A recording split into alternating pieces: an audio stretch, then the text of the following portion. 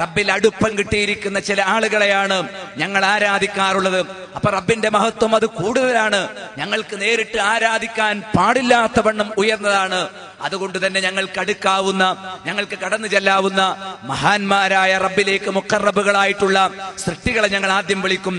അങ്ങനെ ആ സൃഷ്ടികളിലൂടെ പിന്നീട് റബ്ബിലേക്ക് എത്തുന്ന ഒരു രീതിയാണ് ഉണ്ടാവുക എന്ന്.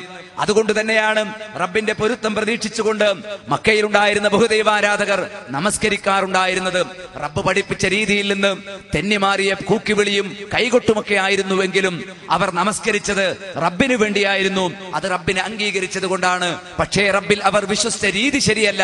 റബ്ബിലേക്ക് അടുപ്പിക്കാൻ ഈ മഹാന്മാരെയും വിളിച്ചു പ്രാർത്ഥിക്കേണ്ടതുണ്ട്, അവരെ പ്രതിനിധീകരിക്കുന്ന വിഗ്രഹങ്ങളെയും വിളിച്ചു പ്രാർത്ഥിക്കേണ്ടതുണ്ട് എന്ന വിശ്വാസത്തിലെ പിഴവ്. അതുകൊണ്ടാണ് അവർ അള്ളാഹുവിൽ അവർ ഭൂരിപക്ഷവും ശിർക്ക് ചെയ്തുകൊണ്ടല്ലാതെ വിശ്വസിക്കുന്നില്ല എന്ന് പറയാനുണ്ടായ കാര്യവും അത് തന്നെ.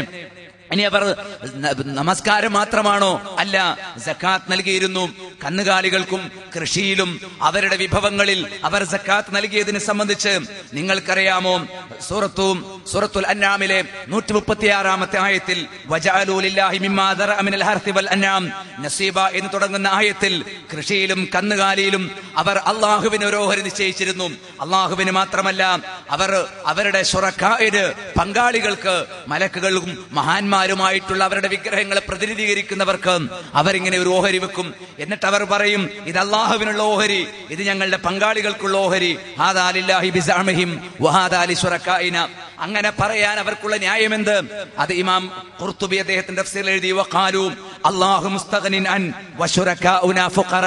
അതിനവർ പറഞ്ഞ ന്യായം, അള്ളാഹു ധന്യനാണ്, ഞങ്ങളുടെ പങ്കുകാരാണെങ്കിലോ ദരിദ്രരാണ്. ഇത് പറയേണ്ട അവസ്ഥ എന്താണ്? അള്ളാഹുവിന് നീക്കിവെച്ച സക്കാത്തിന്റെ ഓഹരിയിൽ വല്ല കുറവും വന്നാൽ അവർ സാരമില്ലെന്ന് വെക്കും. എന്നാൽ പങ്കാളികൾക്ക് കൊടുത്ത സക്കാത്തിന്റെ ഓഹരിയിലാണ് കുറവ് വരുന്നത് എങ്കിൽ അള്ളാഹുവിന്റെ ഓഹരിയിൽ നിന്നെടുത്ത് പങ്കാളികൾക്കുള്ള ഓഹരി അവർ പൂർത്തീകരിക്കും. അതിനവർ പറഞ്ഞ ന്യായം, അള്ളാഹുവിന് ഞങ്ങൾ കൊടുത്തിട്ടില്ലെങ്കിലും കുഴപ്പമില്ല, അവൻ ധന്യനാണ്, അവൻ സമദാണ്, ഖനിയാണ്, മുസ്തഗ്നിൻ അൻ. എന്നാൽ ഞങ്ങൾ വിളിച്ചു പ്രാർത്ഥിക്കുന്ന ഇവർ ധന്യരാണോ? അല്ല, മറിച്ച് വശുറക്കാഉനാ ഫുഖറ. ഞങ്ങൾ വിളിച്ചു പ്രാർത്ഥിക്കുന്ന ഈ വിഗ്രഹങ്ങൾ ഉണ്ടല്ലോ, തീർച്ചയായിട്ടും ഫുഖറ ആണ്, ഞങ്ങൾ കൊടുത്താലേ ഉണ്ടാകും. അപ്പോൾ സമദായ സ്വയം കഴിവുള്ള ഒരു ദൈവത്തല്ല അവർ വിളിച്ചു പ്രാർത്ഥിച്ചെന്ന് കാണാൻ സാധിക്കും. പ്രിയപ്പെട്ടവരെ, അതുകൊണ്ട് ഏത് നിലക്കും റബ്ബിലേക്ക് അടുപ്പിക്കുമെന്ന് കരുതി, റബ്ബിങ്കൽ ശുപാർശ പറയുമെന്ന് കരുതി ഈ സൃഷ്ടികളെ വിളിച്ചു പ്രാർത്ഥിക്കുന്ന സമ്പ്രദായത്തിൽ നിന്ന് ഒന്നാമതായി മാറണം. മുഴുവൻ പ്രവാചകന്മാരും തെളിവുകൾ നിരത്തി കാര്യം ബോധ്യപ്പെടുത്തി. കേരളക്കരയിൽ ഇത് ഖണ്ഡിതമായി പഠിപ്പിക്കാനും ഖബർ പൂജയിൽ നിന്ന് വിഗ്രഹാരാധനയിലേക്ക് എത്തുന്ന ഈ കുഫറിൽ നിന്ന് കരകയറ്റാനും വ്യക്തമായ അവിശ്രമമുള്ള പ്രബോധന ദൗത്യമാണ് മുജാഹിദ് പ്രസ്ഥാനം നിർവഹിച്ചുകൊണ്ടിരിക്കുന്നത്.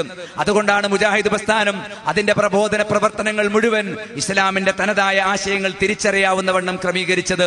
മുജാഹിദുകളുടെ പള്ളിയിലെ ഖുതുബകൾ നിങ്ങൾ ആലോചിച്ച് നോക്കൂ. അത് ജനങ്ങൾക്ക് ഗ്രാഹ്യമാകുന്ന ഭാഷയിലാകണം എന്നുള്ളത് പ്രവാചകന്റെ അനുമതിയാണ്. ഇസ്ലാമിൽ എക്കാലത്തും പാരമ്പര്യമായി സർവാംഗീകൃതമായിട്ടുള്ള സംഗതിയാണ്. മദ്ഹബിന്റെ ഇമാമുകൾ പോലും സമ്മതിച്ചു പോന്നിട്ടുള്ള കാര്യമാണ്. എന്തിനാണ് ജുമുഅ ഖുതുബകൾ പോലും ജനങ്ങൾക്ക് മനസ്സിലാകണം എന്ന് മുജാഹിദ് പ്രസ്ഥാനം നിർണയിച്ചത്? മറ്റൊന്നുകൊണ്ടുമല്ല, ദീനിന്റെ തെളിവുകൾ പഠിക്കണം. പലപ്പോഴും ദീനിന്റെ അടിസ്ഥാനം അറിയേണ്ട ഈ അവസരം പോലും നമ്മുടെ പൗരോഹിത്യം കൊട്ടിയടക്കുന്ന കാഴ്ചയാണ് കാണുന്നത്. എന്താണ് ഖുതുബയുടെ ലക്ഷ്യം? അത് കൃത്യമായി ഇസ്ലാമിന്റെ ആശയങ്ങൾ ഓരോന്നും എത്തിച്ചു കൊടുക്കലാണ്. ദഅവത്താണ് ലക്ഷ്യം. ദഅവത്ത് നിർവഹിക്കുമ്പോൾ അത് പ്രബോധിതന് മനസ്സിലായേ പറ്റൂ. നബി സല്ലല്ലാഹു അലൈഹി വസല്ലമയുടെ ഖുതുബയെ കുറിച്ച് സ്വഹീഹ് മുസ്ലിമിൽ കാണാം, കാനത്തിൽ നബി സല്ലല്ലാഹു അലൈഹി വസല്ലം ഖുതുബത്താനി. പ്രവാചകന് 2 ഖുതുബയുണ്ടായിരുന്നു. യജ്ലിസു ബൈനഹുമാ, ആ 2 ഖുതുബകൾക്കിടയിൽ പ്രവാചകൻ ഇരിക്കും. യഖറഉൽ ഖുർആൻ വയുദക്കിറുൻ നാസ്. പ്രവാചകൻ സല്ലല്ലാഹു അലൈഹി വസല്ലം ഖുർആൻ ഓതുകയും എന്നിട്ട് ജനങ്ങൾക്ക് ഉത്ബോധനം നൽകുകയും ചെയ്യും. ഖുതുബയുടെ ലക്ഷ്യം തന്നെ വിശുദ്ധ ഖുർആൻ പാരായണം ചെയ്തുകൊണ്ട് ജനങ്ങളെ ബോധവൽക്കരിക്കുക എന്നുള്ളതാണ്. പ്രവാചകന്മാരെ എന്തുകൊണ്ടാണ് ആ സമൂഹത്തിന്റെ ഭാഷയിൽ നിയോഗിച്ചത്? അറബികളിലേക്ക് അറബി അറിയാവുന്ന പ്രവാചകനെ നിയോഗിച്ചത് എന്തിനാ? വമാ അർസൽനാ മിർ റസൂൽ ഇല്ലാ ബിലിസാനി ഖൗമിഹി ലിയുബയ്യിന ലഹും. അതവർക്ക് വിവരിച്ചു കൊടുക്കാൻ വേണ്ടിയാണ്. അതുകൊണ്ടാണ് ഓരോ സമൂഹത്തിലേക്കും അവരുടെ ഭാഷയിൽ തന്നെ പ്രവാചകന്മാരെ നിയോഗിച്ചത്. ഇസ്ലാം മനസ്സിലാകണമെങ്കിൽ ജനങ്ങൾക്ക് മനസ്സിലാകുന്ന ഭാഷയിൽ ഖുതുബയാകാം. അതിനെ വിലക്കുന്ന യാതൊരു അടയാളവും പ്രമാണങ്ങൾ നമുക്ക് കണ്ടെത്തുക സാധ്യമല്ല.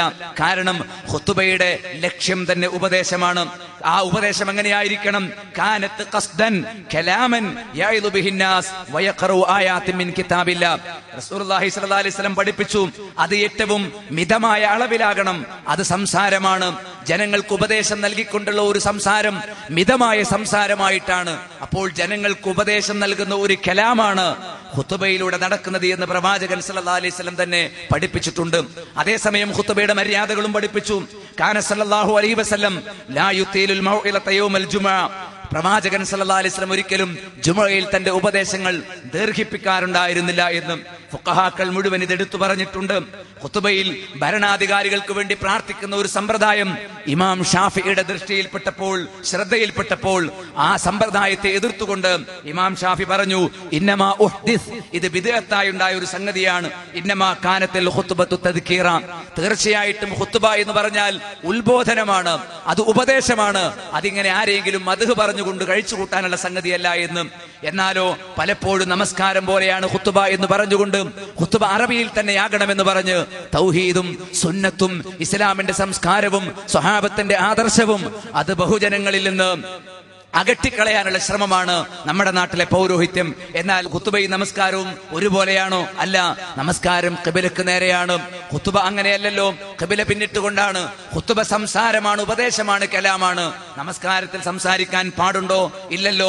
നമസ്കാരത്തെ കുറിച്ച് അതിന്റെ വ്യക്തമായ രൂപം തുടക്കം മുതൽ ഒടുക്കം വരെ പഠിപ്പിച്ച് സല്ലു കമാ റഅയ്തുമൂനി ഉസല്ലി, ഞാൻ നമസ്കരിച്ച പ്രകാരം നമസ്കരിക്കണം എന്ന് കൃത്യമായി പ്രവാചകൻ പറഞ്ഞതുപോലെ പ്രവാചകൻ സല്ലല്ലാഹു അലൈഹി വസല്ലം തന്റെ 10 വർഷക്കാലത്തിനിടയിൽ ഏതാണ്ട് 500ഓളം ഖുതുബകൾ നടത്തിയല്ലോ. ഒരു ഖുതുബയെങ്കിലും തുടക്കം മുതൽ ഇങ്ങനെയാണ് എന്നും ഇതുപോലെയാണ് നിങ്ങൾ ഖുതുബ നടത്തേണ്ടത് എന്നും പ്രവാചകൻ പറഞ്ഞിട്ടുണ്ടോ? സ്വഹാബത്തിനെ സംബന്ധിച്ചിടത്തോളം അബൂബക്കർ സിദ്ദീഖ് റളിയല്ലാഹു അൻഹു നടത്തിയിട്ടുള്ള ഖുതുബ പ്രവാചകന്റെ ഖുതുബയാണോ? നമ്മൾ ആലോചിക്കേണ്ടതുണ്ട്. ഏതായിരുന്നാലും ശരി, ഷാഫി മദ്ഹബിലെ ഫുഖഹാക്കൾ പോലും റുക്നുകൾ മാത്രമേ അറബിയിലാകണം എന്ന് പറഞ്ഞിട്ടുള്ളൂ. ഇനി ഖുതുബ മാത്രമാണോ പ്രവാചകൻ അറബിയിൽ നിർവഹിച്ചത്? അല്ല. നേരെ മറിച്ച് എല്ലാ സംഗതികളും നിങ്ങൾ നോക്കൂ, സന്ദർഭോചിതമായിരിക്കണം ഖുതുബ. നമ്മുടെ സമസ്തക്കാരുടെ പള്ളികളിൽ വായിക്കുന്ന ഖുതുബകൾ പോലും നിങ്ങൾ നോക്കൂ. റബീഉൽ അവൽ മാസം വരുമ്പോൾ ഈ കഴിഞ്ഞ വെള്ളിയാഴ്ചത്തെ ഖുതുബ എന്താണ് ചോദിക്കണം നിങ്ങൾ ജനങ്ങളോട്.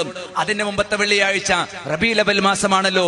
എന്തേ ഇവിടെ കൊടിതോരണങ്ങൾ തൂക്കി വലിയ പലഹാരങ്ങൾ ഉണ്ടാക്കി ഇതാണ് ജന്മദിനാഘോഷം എന്ന് കരുതി ജൂതന്റെ സമ്പ്രദായത്തെ ഷിയാക്കൾ വഴി അഹ്ലുസുന്നത്തിലേക്ക് കരുതി കടത്തിക്കൊണ്ടുവന്ന ഈ ദുഷിച്ച ആചാരത്തെ കൊണ്ടുവരുന്നവരൊന്ന് ആലോചിക്കണം. ഖുതുബയിലെ ഒരു പരാമർശമെങ്കിലും, ഈ റബീഉൽ അവ്വൽ ഖുതുബയെങ്കിലും നബിദിനം ആഘോഷിക്കേണ്ടതാണ് എന്നതാണോ? ഒരിക്കലുമല്ല. റബീഉൽ അവ്വലിലാണ് പ്രവാചകൻ സല്ലല്ലാഹു അലൈഹി വസല്ലമയുടെ മരണം എന്ന് സ്ഥിരപ്പെട്ടിട്ടുണ്ട്. ജനനത്തെ കുറിച്ച് കൃത്യമായ അഭിപ്രായം രേഖപ്പെടുത്തപ്പെട്ടിട്ടില്ല.